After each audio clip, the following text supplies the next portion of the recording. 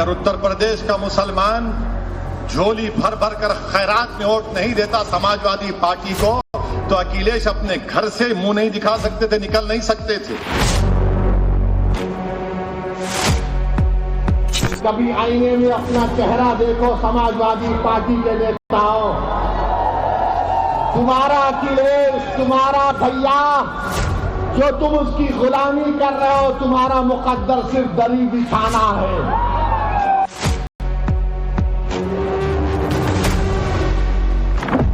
हाल में बिहार विधानसभा चुनाव में अखिलेश यादव वर्सेस असदुद्दीन ओवैसी हुआ। अब मुंबई के बीएमसी चुनाव में अखिलेश वर्सेस ओवैसी हो रहा है। क्या आगे 2027 में यूपी विधानसभा चुनाव में भी अखिलेश वर्सेस ओवैसी होना तय है? जो लोग कह रहे थे कि ये हमारा लाल किला है, हमने बता दिया कि हमारे हरे के सामने कोई लाल नहीं ठहर सकता। सियासत की लड़ाई भी अजीब होती है, मन में कुछ, दिमाग में कुछ और जुबान पर कुछ। समाजवादी पार्टी के मुखिया अखिलेश यादव अभी भले ही एसआईआर, बीजेपी के साथ साथ कोडीन भैया पर मोर्चा खोले हुए हैं, लेकिन उनके इस मोर्चे का मकसद 2027 में छिड़ने वाली उत्तर प्रदेश की लड़ाई है। और जब बात उत्तर प्रदेश विधानसभा चुनाव की होगी तो अखिलेश यादव के दिमाग में ओवैसी भी घूम ही रहे होंगे, लेकिन जुबान पर अभी कुछ और ही चल रहा है। कई तस्वीरें दिखाई जा रही हैं, तो अगर हम तस्वीरों का ही सब कुछ ठीक मान लें और मेरे साथ खड़ा होने वाला ही अगर माफिया है, तो मेरी तस्वीर तो मुख्यमंत्री जी के साथ भी है, मेरी तस्वीर डिप्टी सीएम साहब के साथ भी है, मेरी तस्वीर दूसरे हाफ उनके साथ भी है। तो अगर मेरी तस्वीर और मुख्यमंत्री जी की तस्वीर आप देखते हैं तो माफिया किसको पाएंगे आप? यह अखिलेश यादव का सबसे नया बयान है। इस बयान में उनके जुबान पर भले ही उत्तर प्रदेश के मुख्यमंत्री या उप मुख्यमंत्री हो, लेकिन एक और नाम उनके जहन में बार बार दस्तक जरूर दे रहा होगा। यह नाम है AIMIM के अध्यक्ष असदुद्दीन ओवैसी का।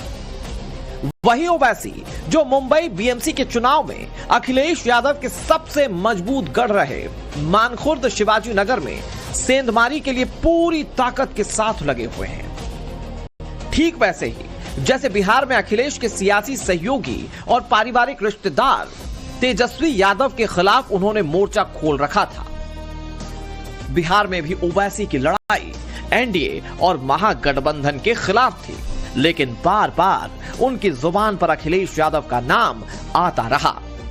कौन है ये समाजवादी पार्टी? ये समाजवादी पार्टी क्या है बताता हूं मैं आपको। 2013 में अखिलेश यादव उत्तर प्रदेश के चीफ मिनिस्टर थे और चीफ मिनिस्टर रहते हुए मुजफ्फरनगर का फसाद हुआ। 50,000 लोग बेघर हो गए। कितने? 50,000। 8-8 महीने, एक साल तक अपने घर को नहीं गए। मुजफ्फरनगर के इलाके में आसमान के नीचे कड़ाके की सर्दी में ये लोग कैंप में रहते थे। उस कैंपों में 2 या 3 दिन मैं फिरा। बिहार में भी अखिलेश वर्सेस ओवैसी की इस लड़ाई के पीछे की असली वजह उत्तर प्रदेश में होने वाला विधानसभा चुनाव ही रहा, जहां 2017 से ओवैसी की पार्टी AIMIM अपनी सियासी जमीन तलाश रही है।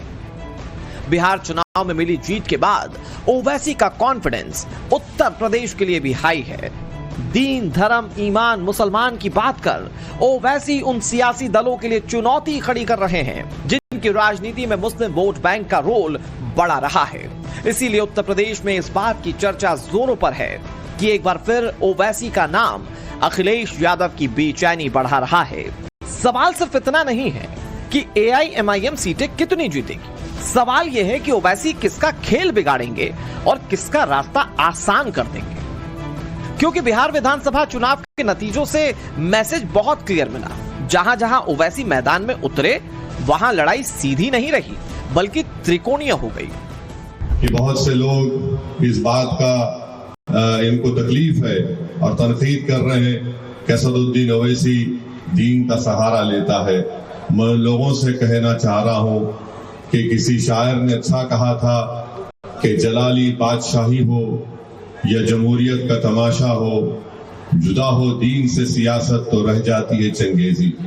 मैं अपने दीन को हरगिज छोड़ने वाला नहीं हूं, मैं अपने ईमान को छोड़ने वाला नहीं हूं। तो बिहार के बाद एआईएमआईएम चीफ असदुद्दीन ओवैसी का यूपी प्लान क्या सच में 2027 में बड़ा खेला करेगा? अगर बिहार की तरह उत्तर प्रदेश में भी ओवैसी की सियासी ताकत बढ़ेगी तो ये किसके लिए आफत बनेगी? वोट कटवा या किंग मेकर? उत्तर प्रदेश में असदुद्दीन ओवैसी का असली रोल क्या रहने वाला है? क्या ओवैसी ने उत्तर प्रदेश में 2027 का वोट गणित सेट कर लिया है? कितनी सीट पर लड़ेंगे, कहां और किसे टारगेट करेंगे? ऐसा क्यों कहा जा रहा है कि बिहार चुनाव के बाद ओवैसी ने उत्तर प्रदेश में अखिलेश कैंप की बेचैनी बढ़ा दी है? अगर वो ये समझ रहे हैं कि वोट लेंगे और मुसलमानों से कहेंगे कि हमें खव्वाली पार्टी की तरह, या फिर कभी आपने देखा कि चाय को प्लास्टिक के कप में डाला जाता है, मुसलमानों को प्लास्टिक का कप बना दिए, चाय पीकर उसको फेंकते हैं डस्टबिन में। ये नहीं हो सकता ना, हम और उसको रोकने की हम कोशिश कर रहे हैं और उत्तर प्रदेश में भी जाके हम ये बात करेंगे, कोशिश करेंगे।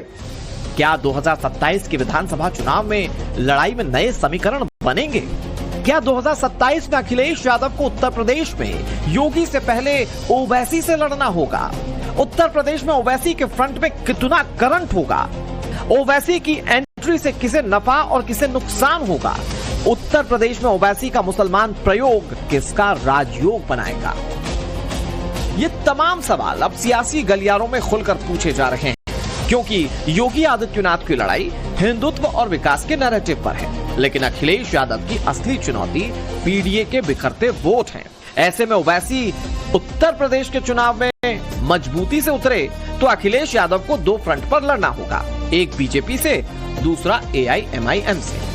आप हमको नहीं रोक सकते, हमारा जमहूरी हक है। नहीं, आप लड़े तो वोट कट जाते। अरे मेरे वोट से मोदी नहीं जीत रहा, तुम्हारे वोट से मोदी जीत रहा। मेरे वोट से तुम्हारी इज्जत बच रही। अगर उत्तर प्रदेश का मुसलमान झोली भर भर कर खैरात में वोट नहीं देता समाजवादी पार्टी को, तो अखिलेश अपने घर से मुंह नहीं दिखा सकते थे, निकल नहीं सकते थे। आप में ये उतनी ताकत नहीं है कि आप किसी हुकूमत को बदल सकें।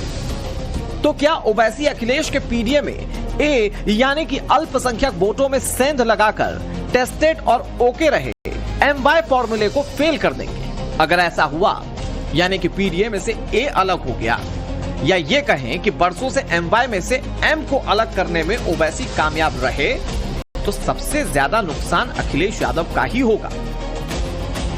ओवैसी ने बिहार के सीमांचल में महागठबंधन को बड़ा नुकसान पहुंचाया। सीमांचल की 24 विधानसभा सीटें जहां पर मुस्लिम आबादी अधिक थी, वहां पर महागठबंधन को बड़ा झटका मिला।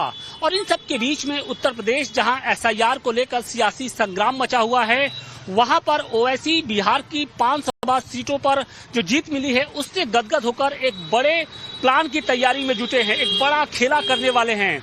कहा यह जा रहा है कि एमआईएम साल 2027 में उत्तर प्रदेश के अंदर होने वाले विधानसभा चुनाव में बड़े पैमाने पर प्रत्याशियों को खड़ा करने जा रही है।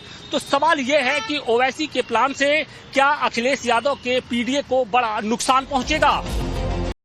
उत्तर प्रदेश में एआईएमआईएम के प्रदेश अध्यक्ष शौकत अली ने बिहार के नतीजे आने के बाद ऐलान कर दिया कि अखिलेश यादव को 2027 में सावधान रहने की जरूरत है, क्योंकि उत्तर प्रदेश में एआईएमआईएम 200 विधानसभा सीटों पर चुनाव लड़ने की तैयारी कर रही है।